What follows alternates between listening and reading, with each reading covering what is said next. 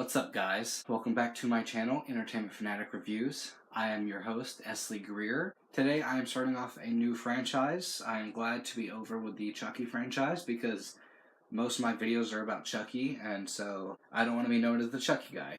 That's Damn Dude Industries and Edgar O. This new franchise will be of the Halloween franchise, and so we're going to start it off with John Carpenter's 1978 Halloween.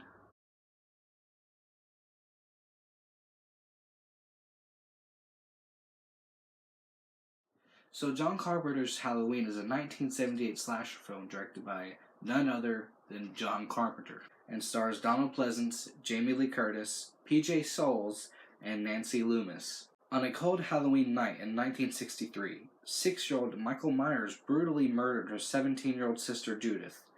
He was sentenced and locked away for 15 years, but on October 30th, 1978, while being transferred for a court date, a 21-year-old Michael Myers steals a car and escapes Smith's Grove. He returns to his quiet hometown of Haddonfield, Illinois, where he looks for his next victims. Let's jump into this review, letting you guys know that Halloween is always on people's top 10, top 5, or, it's their favorite horror film of all time. I personally didn't grow up with Halloween or the franchise in general.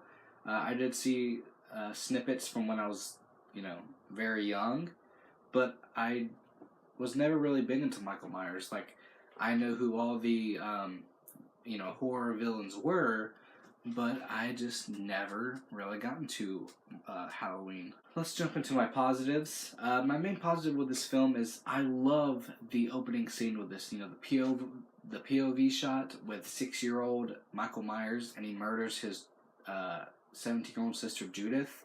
That was pretty terrifying, and I like it when Michael Myers steps outside and his parents drive up, and they ask what happened, and he's just staring, straight forward, not exactly to the camera. That scene is just very spine-tingling. It sends shivers down my spine, really. So, also, my favorite character in this film, and my favorite character throughout the franchise, is Sam Loomis, played by none other than Donald Pleasance.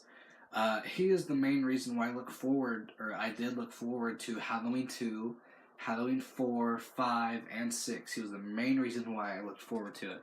I just thought it was cool that there's a character in Psycho named Sam Loomis, and they did get that name from that film, so I thought that was pretty cool. And I think that Jamie Lee Curtis as Laurie Strode did pretty good in her first film. I believe it's her first film, if not one of.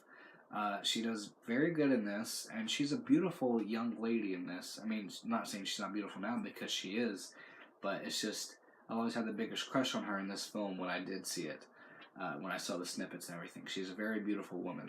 The cinematography in this is beautiful. Certain shots when Michael Myers is following Glory home, Annie home, and their other friend, some of those shots are pretty damn well done. Like, those are top notch. I really appreciate what they did with this. And I also love in this that less is more. What I'm talking about is the gore. There is no blood in this film. This is one of the only slasher films with no blood, which is, it's a positive and a negative at the same time. Like, it's awesome that they could pull it off, but knowing me as a gore hound, I wanted more, but I respect what they did with it. That was pretty damn cool. And also think that it's very terrifying that Michael Myers waited 15 years to not only plan his escape, but he's been confined in this asylum for 15 years, patiently waiting for the right chance to escape, and that's just, it's another terrifying aspect of this film. Speaking of Michael Myers, his mannerisms, the shape, it's haunting. I would have to go with my favorite death in this film as Annie's. That one's just cruel, but I really like it. I really like it. I totally like it, dude. I love the other friend, her boyfriend's death. Oh my god. That was awesome, and so was her death. Those were awesome as well.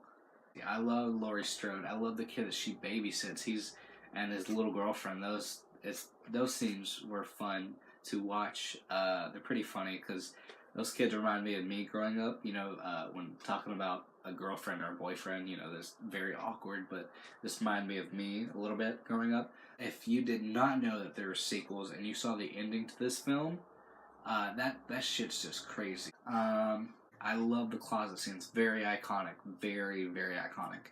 But I love when Donald Pleasence comes in and he shoots Michael Myers, and Laurie Strode asks, "Was that the boogeyman?" And the way she looks in that is just so sad. It's, whew. You're 18 years old, and I think it's your last year of high school, and something like this happens. Both of your friends are dead. This man who you don't know who it is comes after you.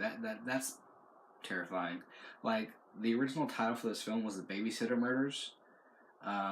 It makes sense to why it would have been called that, but Halloween is more iconic, and I like Halloween better than The Babysitter Murders. I'm saying I like Halloween's title better, but The Babysitter Murders would have suited this film as well, even though Halloween is just better. So let's move on to my negatives, because I do have negatives for this film, even though some people say this is the best horror film of all time or whatever. I don't think it is, but I do respect it for what it did, so let's move on to the negatives. First off, Annie is a bit annoying, totally, she's totally annoying.